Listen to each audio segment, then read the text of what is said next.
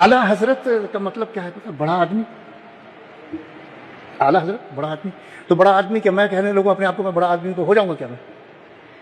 اعلیٰ حضرت کو اعلیٰ حضرت نے اپنے آپ کو کبھی اعلیٰ حضرت نہیں کہا, نہ بریلوی کہا تھرو آؤٹ دی کیریئر. 1000 کتابیں کہیں انہوں نے احمد رضا بریلوی نہیں لکھا. تو پہلے تو یہ ایک جو ڈاؤٹ ہے ذہنوں میں کہ انہوں نے کوئی مسلک بنایا یا پیدا کیا, اس سے بڑا جھوٹ اور بہتان کوئی نہیں ہو سکتا جو اعلیٰ حضرت کو رکھا. ایک جملہ بھی ایسا ان کی پوری کتابوں میں, پوری زندگی میں, ان کی تقاریر سے, ان کے فتاوی سے, 22 جلدوں پر مشتمل ایک کتاب ہے ان کی,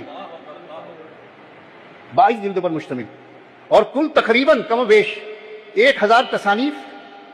اور ان تصانیف کا موضوع پتہ کیا ہے؟ شریعت اور فقہ کے کم ہیں اور سائنس پہ زیادہ ہیں. اب سائنس تو پڑھی نہیں انہوں نے کسی سے, سائنس تو اعلیٰ حضرت نے پڑھی نہیں کسی سے. کوئی ثابت کرے مجھے. علم جفر کسی سے نہیں پڑھا, ہیت ستاروں کا علم کسی سے نہیں پڑھا. 1896 میں نیو یارک میں وہ اخبار دیکھ کے آیا ہوں 96 کا 27 دسمبر کو 1896. نیو یارک کے ایک ہیت دانے جو علم نجوم کا بڑا ماہر تھا, اس نے کہا 27 دسمبر کو ایسا ماحول بن رہا ہے, ستارے ایسے ایک دوسرے کی سیدھ میں آ رہے ہیں, کوئی ایسی وہ بن رہی ہے کہ دنیا تباہ ہو جائے گی. اعلیٰ حضرت کے پاس سوال آ گیا کہ یہ وہاں سے خبر آئی ہے, اس میں یہ. اب اعلیٰ حضرت نے تو کبھی یہ علم ہیت کسی سے سیکھا نہیں. اعلیٰ حضرت 30 سیکنڈ لگائے ہیں صرف,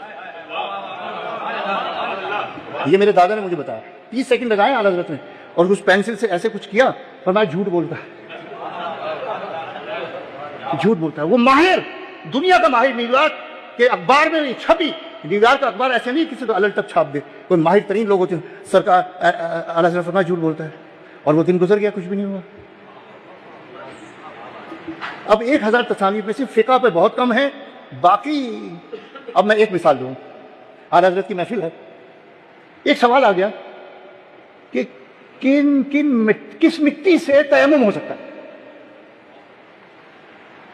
پوری اسلامی تاریخ میں 1400 سال میں کوئی ایک مفسر, محدث, فقیہ نے ایسا جواب نہیں دیا جیسے اعلیٰ حضرت نے ایک فتوے کا دیا, اور اس ایک فتوے کے جواب میں ایک کتاب لکھ دی.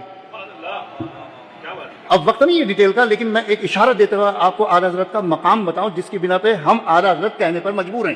عقیدت میں نہیں کہتے ہم, نو نو, عقیدت میں نہیں کہتے. کام دیکھتے تھے, کام آج بھی دیکھ لے, مخالف بھی دیکھ لے, مخالف بھی دیکھ لے نا. اعلیٰ حضرت نے جیولوجی کہیں پڑھی نہیں ہے, اور یہ جو سوال ہے یہ جیولوجی کا ہے, مٹی کی اقسام, جیولوجی کا سوال ہے, یہ پوری ایک سائنس ہے الگ. اعلیٰ حضرت نے 128 مٹیاں گنوائیں جن سے تیمم ہو سکتا ہے, اور 86 مٹیاں وہ گنوائیں جس سے تیمم نہیں ہوتا. ہاؤ از اٹ پاسبل کہ ایک شخص نے جیولوجی پڑھی ہی نہیں ایک دن بھی کسی سے, اور وہ جیولوجی کی اتنی ڈیٹیل بتایا کہ 300 اقسام کی مٹیاں اس نے ڈیفائن کی, ریکٹیفائی کی, آئیڈینٹیفائی کی, اور اس کو کلاسیفائی کیا. ایک ایسے شخص نے جیولوجی پڑھی نہیں. اس فتوے کا مظہر مجید اللہ قادری صاحب جیولوجی کے ڈین رہے ہیں, پروفیسر رہے ہیں, ماہر ترین, کراچی جو نہیں پاکستان کے ماہر ترین جیولوجسٹ ہیں. وہ صرف ایک فتوے کی بنا پر انہوں نے پورا ادارہ کھڑا کر دیا, ادارہ تحقیقات امام احمد رضا. اس ایک فتوے, کیونکہ وہ سمجھ سکتے ہیں, میں نہیں سمجھ سکتا. میں نے جیولوجی اتنی نہیں پڑھی جتنی انہوں نے پڑھی ہے. تو اعلیٰ حضرت کا یہ مقام, اب اس میں بتائیے عقیدہ کہاں سے آ گیا؟ اس فتوے میں عقیدہ کہاں سے آ گیا؟ اس میں بریلویت کہاں سے آ گئی؟ یہ تو خالصتاً علمیت ہے, علمیت ہے. اعلیٰ حضرت کی کتابوں کے نام بس میں صرف اشارتاً عرض کرنے کی جسارت کر رہا ہوں. اعلیٰ حضرت کا جو ایک مشہور شعر ہے نا, دل چاہتا ہے وہ نظر کروں تاکہ میرا کام بن جائے. چمک,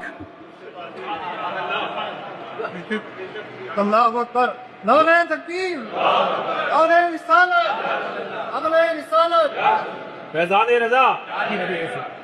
روشنی نہیں, ایک ایک لفظ اعلیٰ حضرت کا چنا ہوا ہوتا ہے.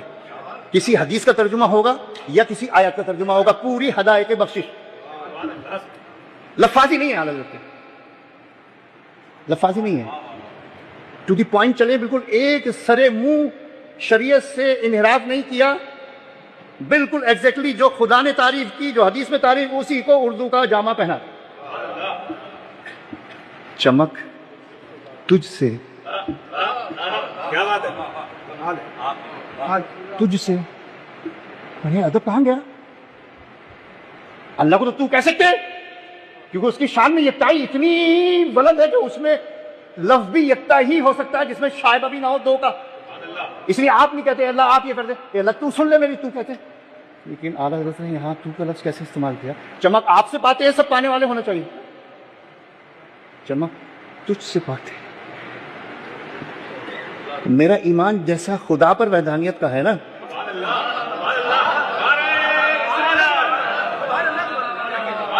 اب یہ اعلیٰ حضرت کا عقیدہ دیکھیے، جس طرح خالق ہونے میں وہ یکتا ہے، ایسے محبوب مصطفیٰ اور قاسم عطایا اور نعم میں آپ یکتا ہے، اس لیے میں نے تو کہا. آپ جیسا کوئی نہیں، آپ جیسا کوئی نہیں. چمک تجھ سے پاتے ہیں سب، سب، کوئی بچا؟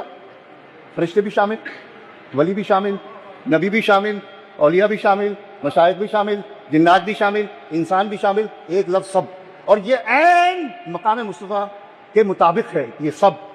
چمک تجھ سے پاتے ہیں سب پانے والے. اب اگلا مصرع بڑا مشکل ہے، بڑا مشکل ہے. اعلیٰ حضرت کا علمی مقام کی جھلکیاں میں دکھا رہا ہوں، ان کا منصب تو بیان کرنا میرے لائق نہیں. میرا چمک تجھ سے پاتے ہیں سب پانے والے، میرا دل. What is this? What is this? What is this? مجھے چمکا دے، تجھ سے چمک سارے پاتے ہیں، مجھے بھی چمکا دے. یہ کام تو سورج بھی کر دیتا ہے.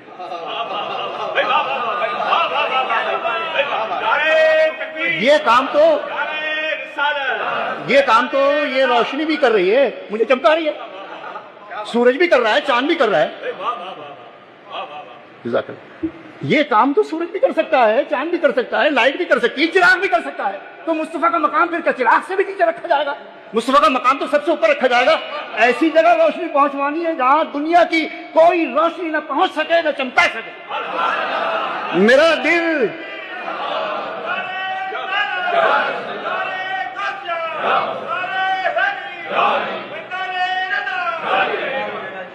کون سی روشنی آپ مجھے بتائیے آج تک سائنس نے دریافت کی ہے جو پینیٹریٹ کرے اسکن کو بھی، ہڈیوں کو بھی، اور دل کے اندر چلی جائے؟ ایکس رے روشنی نہیں ہے، ایکس رے روشنی نہیں، وہ ریز ہیں لیکن لائٹ ریز نہیں ہے. اعلیٰ حضرت نے اپنے آقا و مولا کو اتنا با اختیار مانا کہ کوئی روشنی، ہر روشنی جہاں فیل ہو جائے وہاں نور مصطفیٰ کامیاب ہو جائے، اور نور مصطفیٰ کامیاب. میرا دل بھی چمکا، میرا دل چمکا دے. چہرہ تو چمکوانے کے لیے بہت چیزیں ہیں، لیکن دل چمکانے کے لیے اے مصطفیٰ، اے میرے آقا و مولا، تجھے ہی اختیار دیا ہے بس فقط.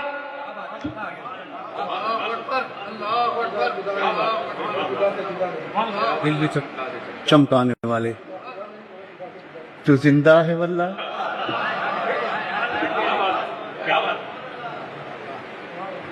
جب اعلیٰ حضرت کہہ رہے تو زندہ ہے واللہ، کہ زندہ ہے واللہ، دکھتا نہیں تو اس میں میرا قصور ہے. سرکار تو زندہ ہے میری چشم عالم سے.